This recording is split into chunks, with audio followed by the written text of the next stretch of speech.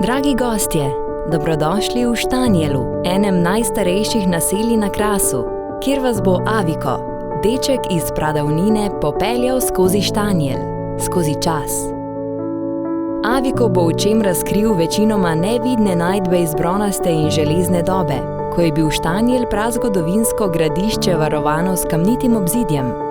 Od Štanjelskega gradu vas bo pospremil v mali muzej v Kobdilskem stolpu, da se skozi razstavo Skriti Štanjel sprehodite od prazgodovinskega do rimskega obdobja, od srednjega veka pa vse do danes. Na Vaškem trgu z vodnjakom vas bo povabil, da se poklonite vodi, dragoceni kraški dobrini. Aviko vam bo z obiskom kraške hiše razkril tudi dediščino kamnarskega in kamnoseškega ustvarjanja, ki ga Kraševci prenašajo iz roda v rod. Popeljal vas bo na prazgodovinsko štanjelsko akropolo Gledanico, da uživate v čudovitih razgledih, od vršacev do morja.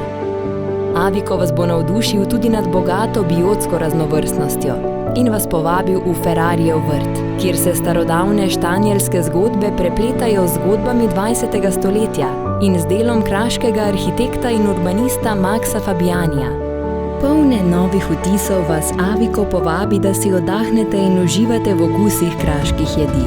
Njihove sestavine zaznamujejo kulinarično tradicijo Krasa, ki sega od prazgodovine pa vse do današnjih dni.